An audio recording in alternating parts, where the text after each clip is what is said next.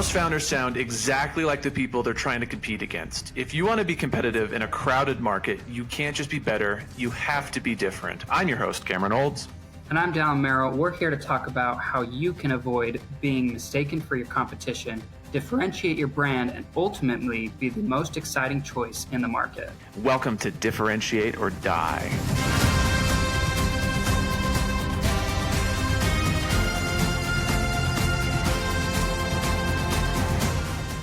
This episode of Differentiate or Die is brought to you by MessageOS. And by brought by, we mean written by. Every line you hear, every call to action, headline, or punchy one-liner, MessageOS helps us write it fast, on message, perfectly consistent, no second guessing. It's like having a strategist, copywriter, and brand guardian in one AI-powered tool. If you're building a brand and tired of sounding like everyone else, MessageOS keeps your message differentiated and consistent. Try it at protagonistcomms.co. See it in the link description below. Join us today as we talk about two tools in your messaging arsenal, aspirational identities and problems, and how you can use them to hook attention. We're discussing how conflict and contrast create the perfect buying conditions for your target audience and how you can create more of those situations yourself. What's up, dude? How you doing? Good. How are you? I'm good, dude. I'm good. I'm excited to talk about all this stuff today because I feel like a lot of brands or a lot of people we work with have this question. It's a question that always gets brought up when we're doing differentiation work and messaging work. And it's how can I guess it's the main question. How can I differentiate myself in a saturated market when my product and my competitor's product and all of the people in the market, all of our products are essentially solving the same problem. You know, we're going after the same market, the same target audience, the same ICP, and the ICP wants these products for the same reason, and it's solving the same problem. You know, how can I create a moat around myself, my company, my product, while still servicing the same customer, the same client? We get that question quite a bit, wouldn't you say? Yeah, with the companies we've already talked about, both of them had that same issue of, hey, we're very similar to our competitors. How do we do things differently? How do we talk about ourselves differently? And so today we're going to do a deep dive into what you can do to capture your audience's attention even more than before.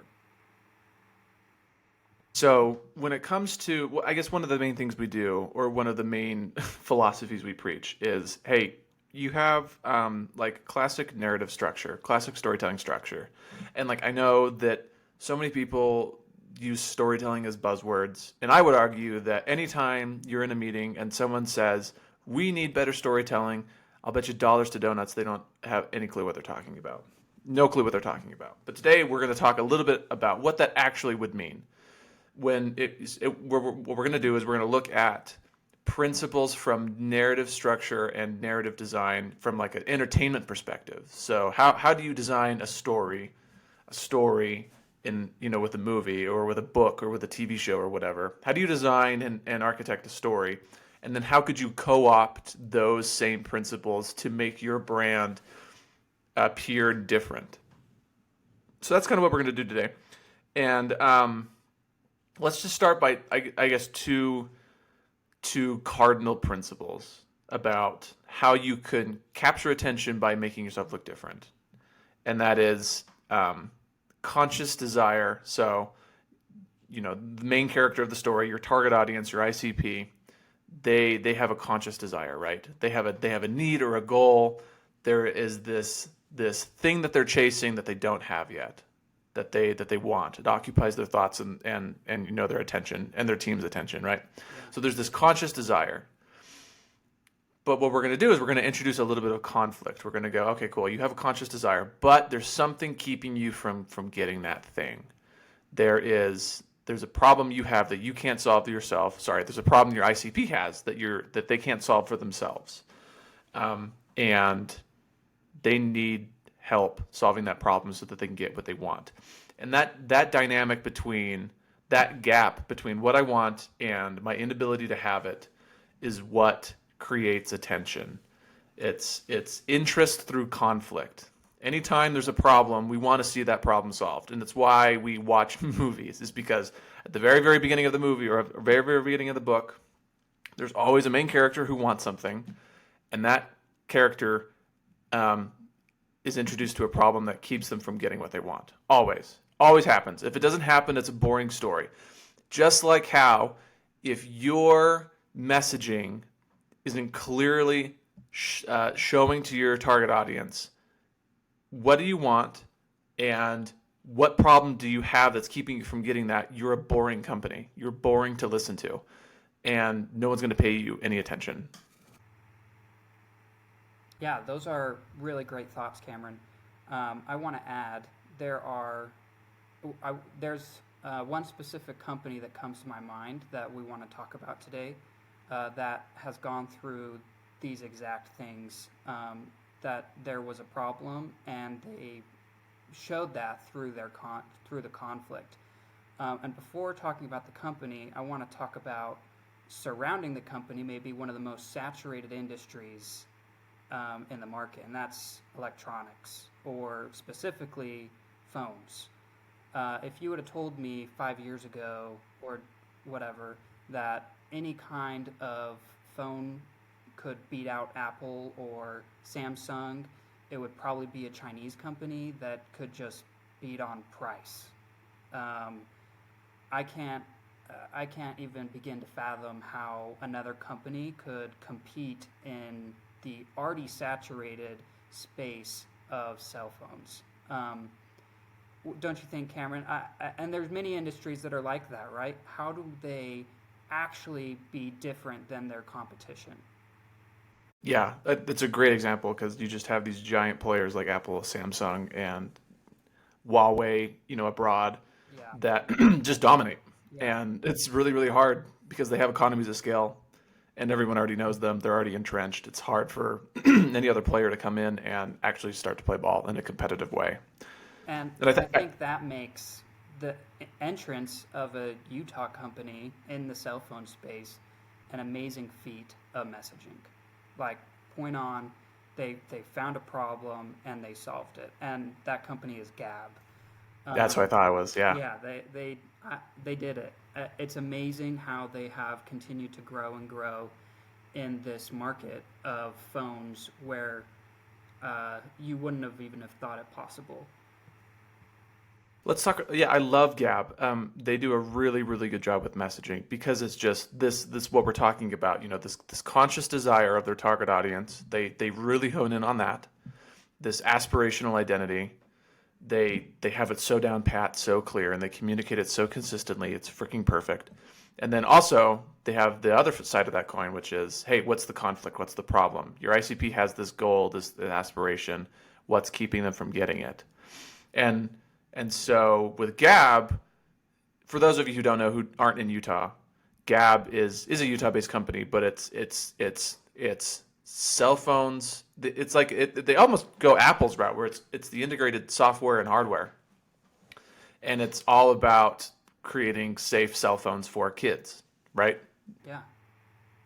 And so let's just name the conscious desire in our at Protagonist, we call this hero language. So there's hero language, which is the conscious desire, and then there's problem language, which is self-explanatory, just the problem language. So hero and problem language. Let's talk about what Gabb's hero language and problem language are. So Gabb, their ultimate target audience is parents, right? Would you say? Yeah, definitely. Parents who are concerned about their kids' safety on devices, which is a big issue. These parents want their kids to be safe, but they also, speaking as a soon-to-be parent myself, you don't want your kid to kind of be a weird outcast that is like not integrated into society because they don't have a phone or they don't know how to use tech or whatever. So like they want their kid to be safe, but they also want their kid to be connected, right? And so that's beautiful, fantastic, clean-cut hero language. That's the aspirational desire of their ICP. If the CEO of Gabb were to, or the product marketer of Gabb were to pull aside one of these parents and whisper in their ear, "What do you want?" They would almost certainly reply, "I want my kid to be safe and I want my kid to like be connected to me, to his friends, to her friends." That's ultimately probably what they would say. Yeah, I love that.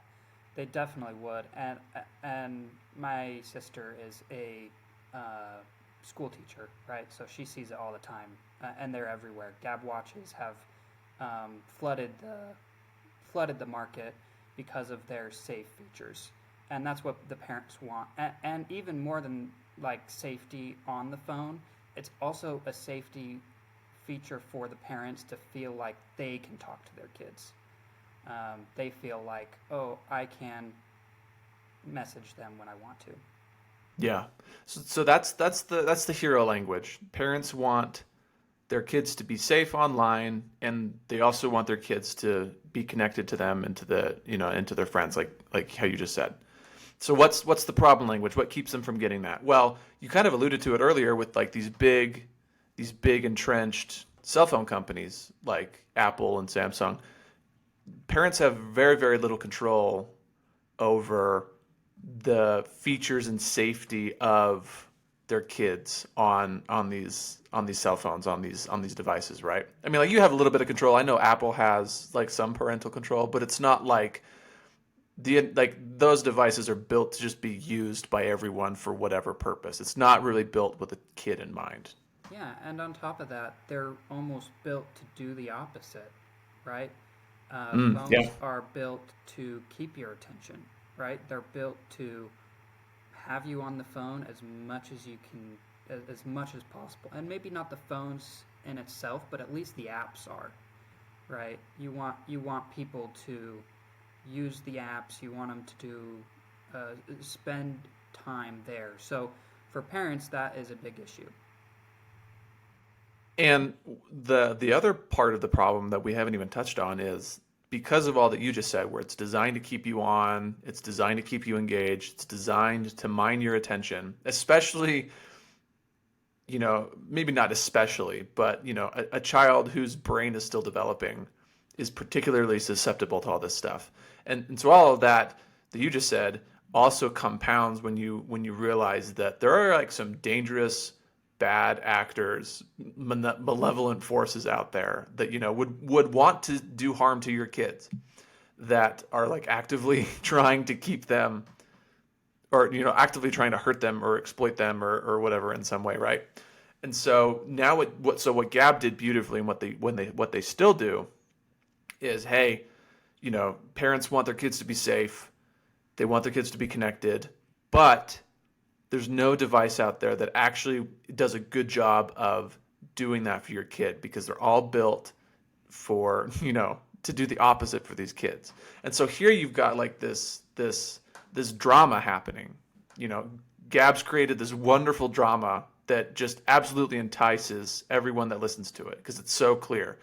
You want safety, you want connectivity, but no phone is safe for a kid out of the box, and every phone is designed to keep people a little too connected. It's not good for a kid's brain that's still developing to like be on these devices all the time.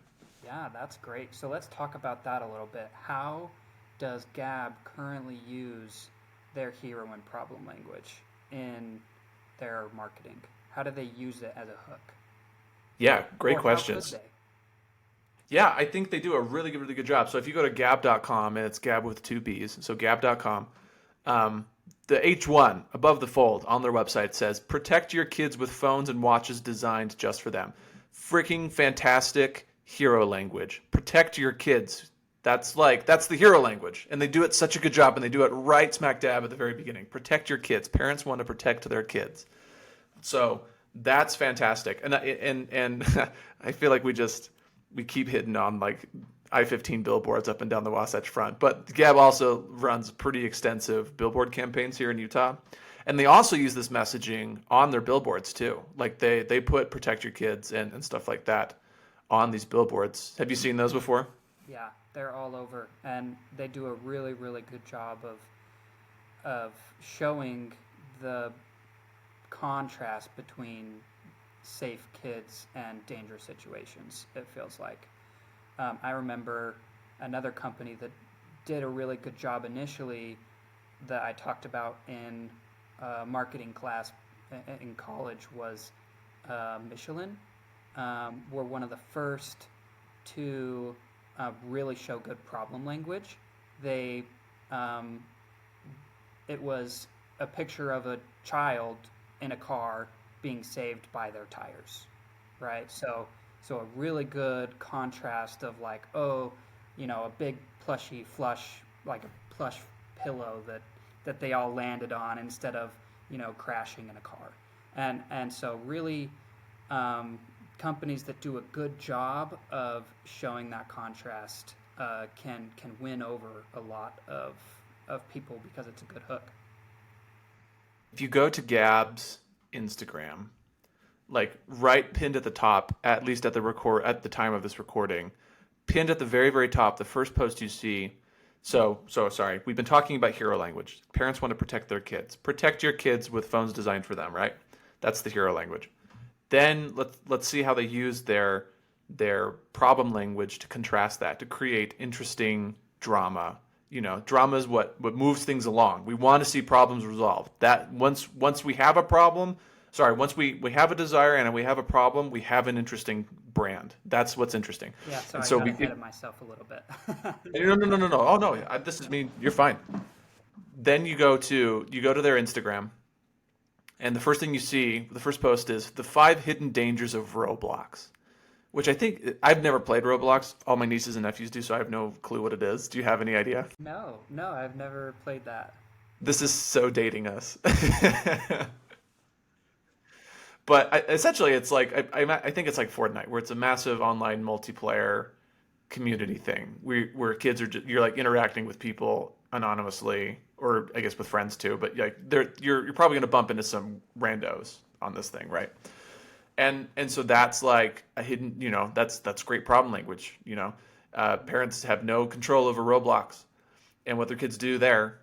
So you want to protect your kid, but hey, your kid's accessing these types of communities, these types of forums, these types of platforms before they're ready, and you have little to no control over it. So right at the top of their Instagram page, they're doing such a great job of, hey, hero and problem language, this dichotomy of moving, clarity through contrast, progressive complications, moving from positive to negative, ping-ponging between these values is what is interesting. So if you are, here's a tip for you. If you feel like your website is uninteresting, or if people really don't people tune you out when you're trying to explain what you do or what your product does, if you kind of get the glazed over look as you're explaining it, try this.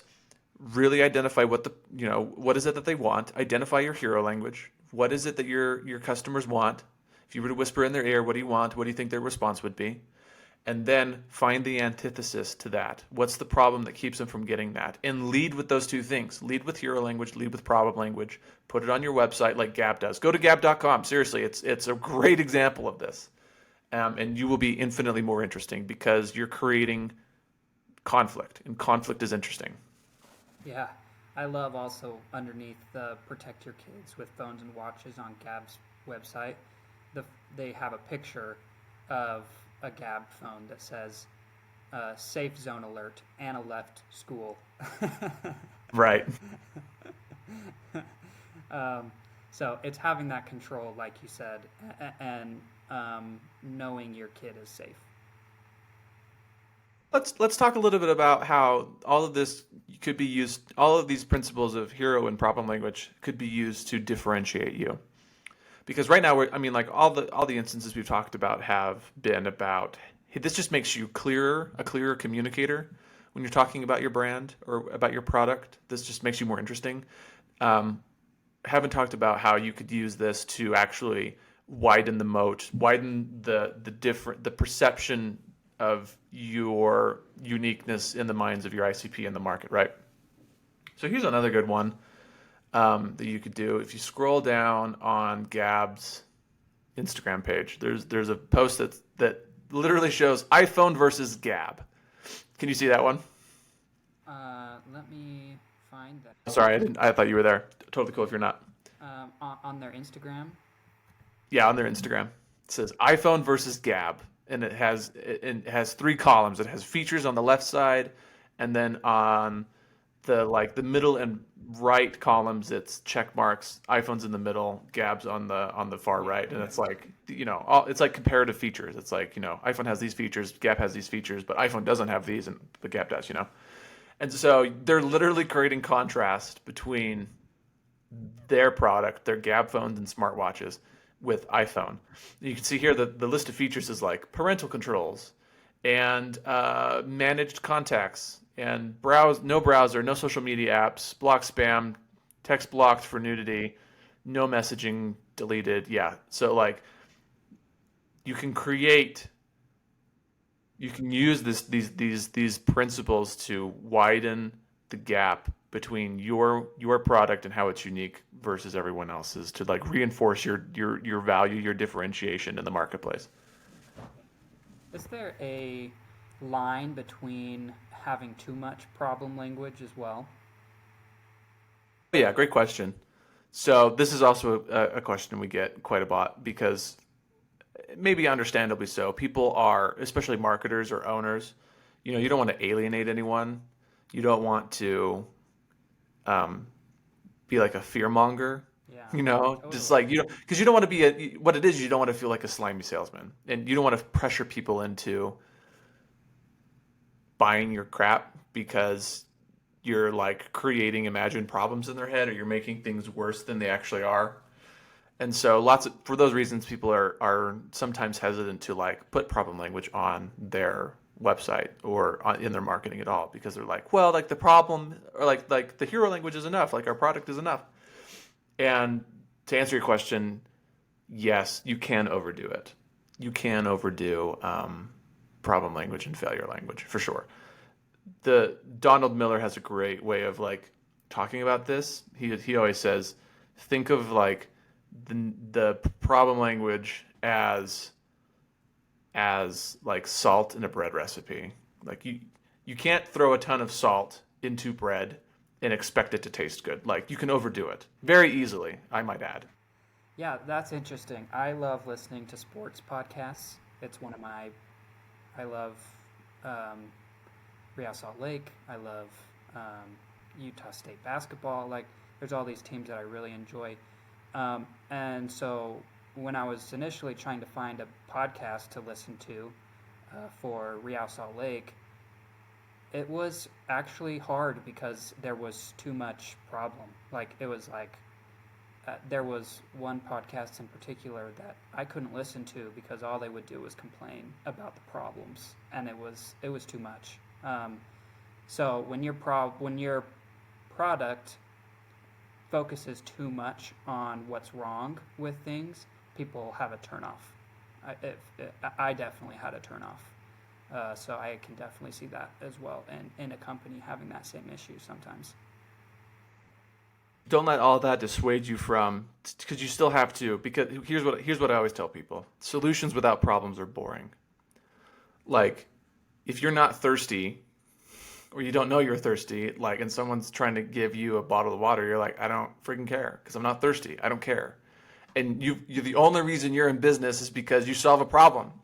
So like you have to talk about the problem. The problem creates intrigue. The problem creates interest because, well, sorry, interest in your product, because your product is useless, boring, and irrelevant if it doesn't first solve a problem.